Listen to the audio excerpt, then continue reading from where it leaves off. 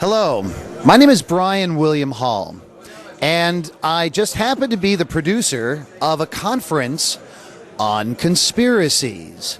It is called Conspiracy Con, and I'm standing here in the exhibit room at the Santa Clara Marriott next to a meeting room behind me where people are discussing things like conspiracies, hidden agendas, Big Brother, and that infamous New World Order. I produced this conference because those things are not conspiracy theory. It isn't fantasy, it isn't fiction, it isn't theory, and it never was. Turns out, ladies and gentlemen, it's real.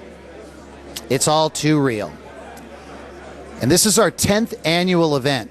We've produced 9 before it, and we aren't going away.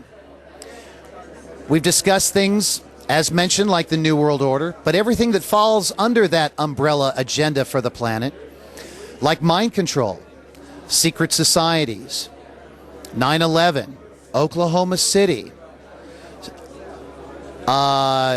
JFK, the chemtrail program, the aerosol spraying in the sky, for those of you who bother to look up and see that you are being crop dusted like pests. We discuss how our banking institution has betrayed us, that those who control this country's money have absolutely nothing to do with our government or the Constitution or we the people. We are in a lot of trouble, ladies and gentlemen, and it's time for the human race to grow up and become adults and perhaps look at a few disturbing things that we've decided to ignore.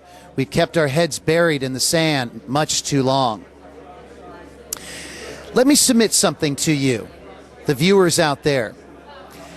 You cannot have a fundamental understanding of Earth history or current global geopolitics until you acknowledge the existence and influence therein of that which is colloquially known as the secret government or the shadow government, the powers that be, the global elite. Those James Bond villains we think are only in the movies, that have nothing but total global dominion as their goal. They're real. They're absolutely real. They do operate behind the scenes. They are secretive. They are shadowy. They operate behind the proverbial curtain.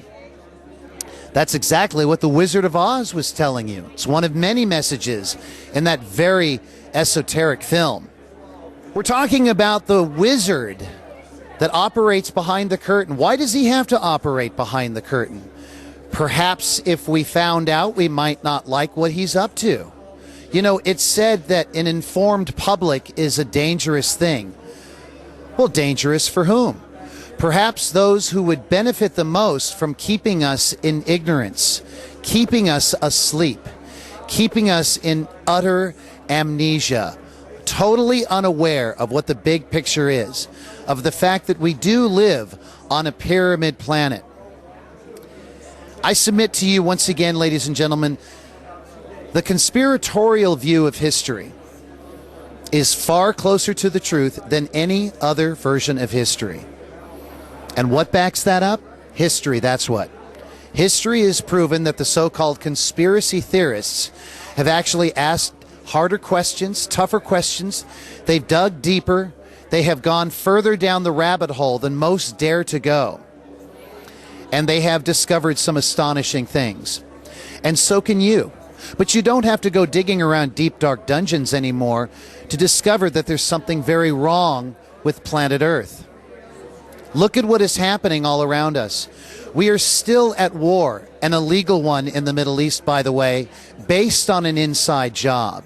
Oh, yes, that's right, an inside job. We are looking at the precipice that's approaching fast of a total global economic collapse. We are looking at pandemic after pandemic. We are looking at any given type of shock and awe to scare us again and again and again, perhaps to do things we ordinarily wouldn't do. Is it possible people would do that so that we would allow things to happen in this world, so that we would do things we ordinarily would not do? You bet. You bet. The boogeyman, yeah, he's real, but he's the product of a doctor, a Frankensteinian doctor. The monster has been built. It's coming for you, but you got to realize you do a lot better to expose the doctor and stop him. In other words, there's a cancer invading, in this case, the body politic. I suggest we go for the source so that the cancer can't invade us anymore. The source is a group of very powerful, interconnected secret societies, banking institutions, international royal bloodlines, and industrial dynasties. The most powerful people on the planet. The shadow government, the secret government. Forget the Obamas and the Palins and the McCains and the Bushes and the Clintons of the world. These are all puppet agents for the real power structure. The very power structure that we expose every year in spades, by the way, at this conference. I've seen it. I've been studying this information now myself for almost 2 decades. I've produced a conference that deals with exposing these things for a full decade now. This is our 10th conference. If there was nothing to it, how could I possibly produce a 10th conference on the topic of conspiracies with hundreds in attendance each time? I'm not tooting my own horn. I'm just putting the truth on a pedestal. Unfortunately, when seeking the truth, one discovers conspiracy along the way. But that's about to change. People are waking up. Those who believe that Oswald was the lone gunman, those who still believe in the official version of 9/11, in the official version of everything in between and beyond, right now, today, not tomorrow, today are becoming dinosaurs. It's a renaissance that's sweeping the planet. All I'm doing is facilitating it. Let me share a couple of statistics with you, and I'll use mainstream sources. Just 3 or 4 years ago, Time magazine, that Illuminati rag, published, after taking a poll, one of their own, when they asked people what they thought of 9/11, at that time, 3 or 4 years ago, 36% said that either they did not believe in the official version or that the government had something to do with it. 36%, that's 1/3 of the American public to almost virtually overnight become a conspiracy theorist. How did that happen? That means if you are not, you the individual watching this, if you are not a conspiracy theorist, then the person on the left of you or the person on the right of you is. Now, let's zoom to today, June 6th, 2010. Similar polls have been taken. That number has gone up. It's closer to 50%, 1 in 2. So if you're in a room with only 2 people and you still buy that Osama bin Laden and 19 of his cohorts were able to breach American security forces, which is multifaceted and funded by the biggest budget on the planet.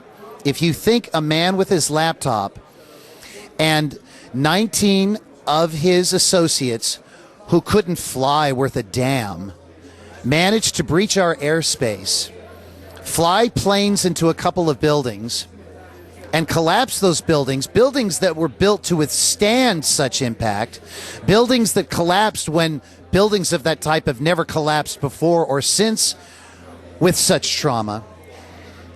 If you believe that, then the person with you does. And I apologize for using the word belief, because our belief systems have very little to do with the truth, if anything. We have intellectual knowledge of conspiracy. We are looking not at, oh, gee whiz, what if? Wouldn't it be interesting?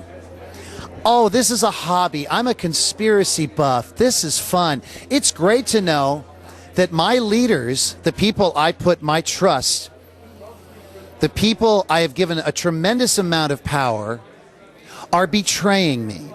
They are murdering my fellow citizens. They are robbing me and my fellow citizens.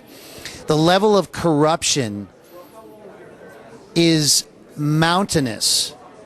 And how could anybody possibly think that that's fun or cute? This is not a club. This is not a hobby. I am not a buff. We take this very, very seriously. And I hope you do too. I hope you don't listen to Brian William Hall, the guy who puts on this crazy conference. Look at the evidence yourself. Turn off the stupid box. There's a tremendous amount of mind control on this planet, and we volunteer